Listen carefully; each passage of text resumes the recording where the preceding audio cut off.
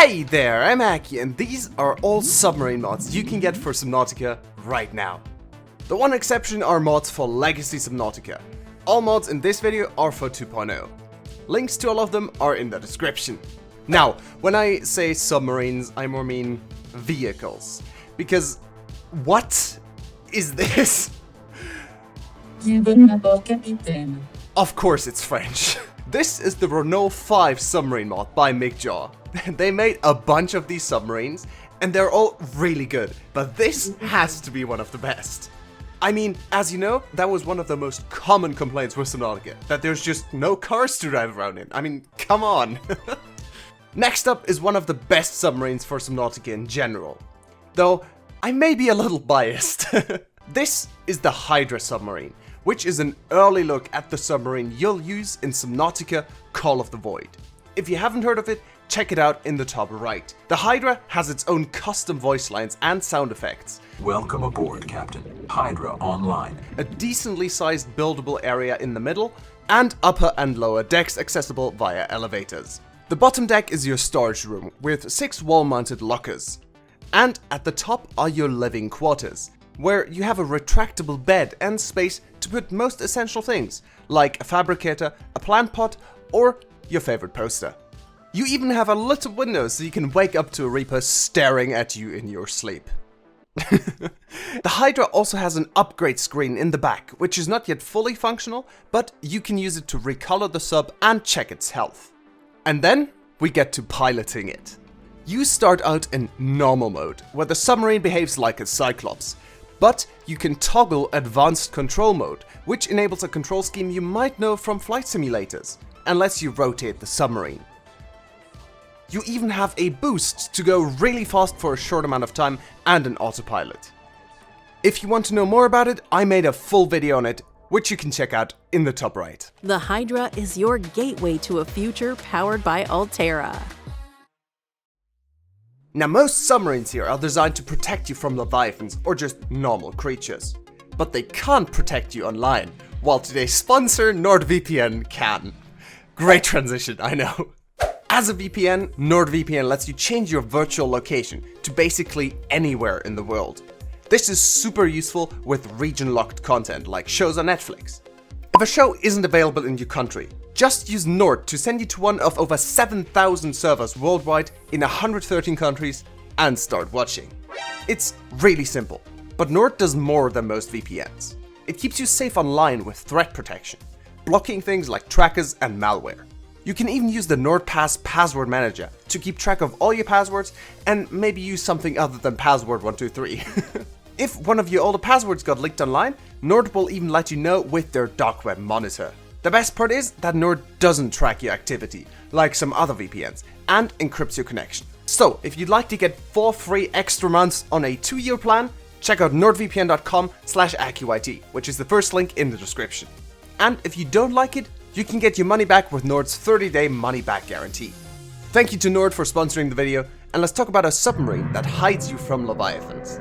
The Chameleon is a very unique submarine by Indigo Coda. It's quite long and thin, giving you lots of space on the inside to place anything you might need, while still being able to get into basically any crevice or cave. It has a custom and really quite pleasant voice too. Engine powering up. When piloting, you only have a narrow window in the front, but you can use the cameras to look around and navigate more easily. It is pretty fast, but what makes it special is its cloaking mode. When you enable this, you become practically invisible at the cost of a higher power drain. This sounds like it would be super useful to sneak past the ghost leviathans below the floating island or the sea dragon in front of the primary containment facility. The Mantis is our first precursor submarine, made by Blizzard XYZ. It looks really cool and also has a custom voice. However, I think it's still work in progress since it's a bit loud. This is what it sounds like with halved volume, so you don't get your ears blown out. Yeah. It is walkable and has a few storage compartments in the back. And the coolest part? You pilot the sub with your mind. Hell yeah! It is quite fast too, so pretty useful. The Eureka is, not a submarine. Yes, with this mod you get a full-on fighter jet in Subnautica. It was made by Bulbasaur66 and yes, it is able to fly. It's insanely fast and honestly, really cool to fly. You can go underwater with it, but it has a crush depth of like 10 meters, so it will start taking damage basically immediately. Now, there's just one thing left to try. What happens if we crash into the Aurora? Okay, well, no explosion for us. The Numi is also playing, just with a different model. This one was made by XTX PRX and works basically the same. Also, really fun to fly. I do not recommend exiting while you're in the air though.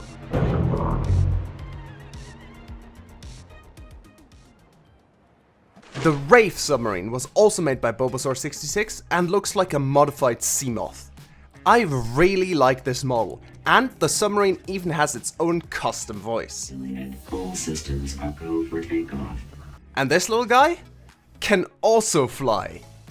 It is not as fast or easy to control out of the water as the jets, but still gets really fast, and you get around the map super easily. And unlike the jets, you can also use this as a normal submarine, so I think it's a lot more useful. The Abyss vehicle by MIGJAW takes a more realistic approach to submarines. It doesn't only look more realistic, you can also adjust its thrust individually. It has a walkable area you can build in and some basic controls for lights. When you first enter, you can pilot it like any other submarine.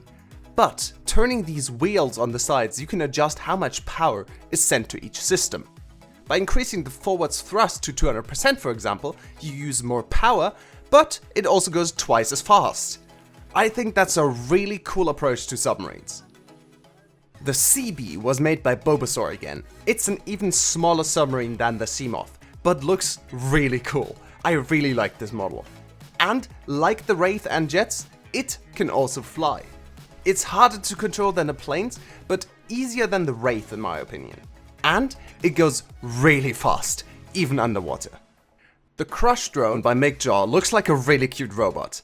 This one is too small to get inside though, so how do you pilot it? For the Crush drone, you have to build a drone terminal in your base. From here, you can control any drones you've built. They work like the scanner room drones, with infinite range as far as I can tell. They do have an inventory though, and can pick up materials and break outcrops, making them super efficient for harvesting resources around your base. Basically, they're just an upgraded version of the scanner room drones.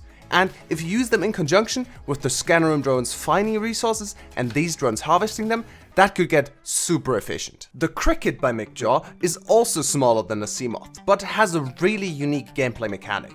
It works like a regular submarine, but you're able to hold storage containers. You craft the containers at your mobile vehicle bay and then just move above the container, press F, and it's attached. You can then transport it anywhere you want and drop it again with F. I don't know how efficient it is transporting things like this, but if you're moving a lot of stuff from one base to another, this might be more efficient than putting everything in your Cyclops and then slowly driving over there, if the Cyclops can even reach your new base. The Odyssey by MIGJAW has a beautiful model and has been updated since I last showed it. It's got a brand new interior, which looks great, and some storage lockers as well. The Odyssey is a mix between a Seamoth and a Cyclops, with speeds in between the two, but still a super high turn rate. I could definitely see people using this one as their main submarine, since you have space for everything you need, but it's still agile and fast enough to go basically anywhere. And also it just looks really cool. And this one is probably the most famous submarine, as it's an unused official concept. The Beluga or Atlas was made by Blizzard XYZ and Bulbasaur66, and is also one of the biggest modded submarines you can get. It's got a really nice model, and had some updates done since I last showcased it. Welcome aboard, Captain. All systems online. Its custom voice was updated, and they rebalanced it, since it really was a little OP. And they fixed a bunch of bugs too. It has 2 docking bays, so you can take both your Seamoth and Exosuit with you, a large open area on the upper living deck, and a smaller area with a beautiful view on the lower deck. And in general, the submarine has a ton of buildable area. Lore-wise, the submarine is made for a crew of multiple people, so the controls are not accessible while piloting, they're on the side over here instead. The Beluga first behaves like a Cyclops, with medium speeds and cameras you can access to help you pilot. But where it gets interesting is when you enable the agility mode. This mode enables a tether similar to the Hydra and also lets you angle the submarine up and down. Like this, you can even get it into the lava zone. And while the submarine is quite big, you can really go fast on flying speed. Faster than a Cyclops. And this sub even tells you when Leviathans are nearby. Warning. Leviathan past life form detected in the vicinity. Some level of caution is advised. Definitely a really cool submarine to check out. The Atrama by MakeJaw is a smaller submarine that deviates from the Subnautica aesthetic. It does have a small walkable area and does include a fabricator, but not much else. It is faster than a Cyclops, but I do think a Seamoth would still beat it in a race. The Phantom by Blizzard XYZ is a medium-sized submarine with an amazing model. It has a stocked walkable interior with a bed, fabricator, storage lockers, and can even carry a prawn suit. It's essentially a smaller and sleeker Cyclops with anything you could need, which will make this an amazing main submarine for most people. I mean, being able to take your prawn anywhere you need it with a sub this small is super useful. And then we have the Blade by XTX PRX. This is another precursor submarine. It's still work in progress, but has a really cool model already. It's super sleek and fast, but sadly there's not much else that's functional yet. I also tried, but no, it sadly can't fly even if it looks like it. Still a really cool sub to have in your fleet. Unlike the other mods, you can't download this on Nexus, you have to join the modding Discord server and then look for it in this channel, but I think it's worth it. The Amarok is yet another precursor sub by XTXPRX and also work in progress. This one looks amazing too, but it took me quite a while to find the entrance to get inside. It has a large walkable and buildable interior with power cell slots and an upgrade panel, and even a see-through midsection, which is a really fun feature. It is quite speedy, but also doesn't have many functional features yet. I really want to have a precursor submarine fleet now though.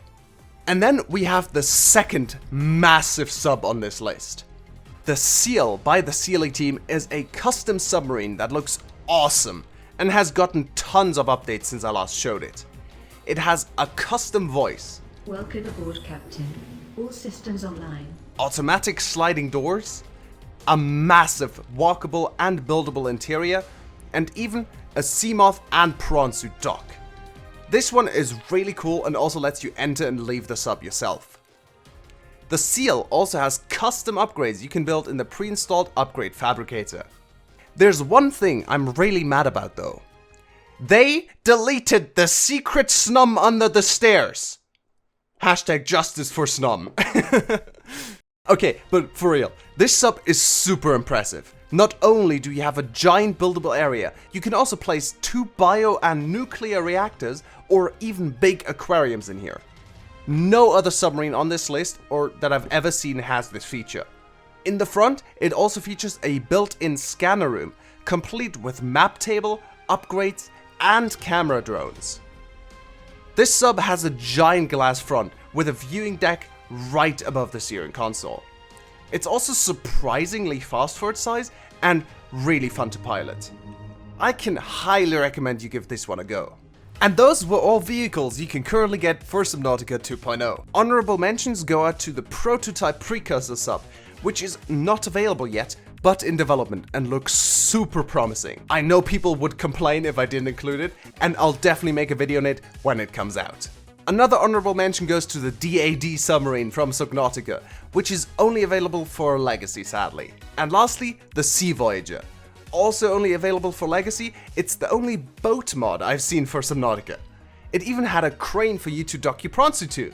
So if you're still playing on Legacy, for some reason, you can check out those two. Which of these subs do you use? Let me know down in the comments below. And if there are any subs I somehow missed, also let me know. But for now, thank you very much for watching, and as always, I'll see you next time. Goodbye!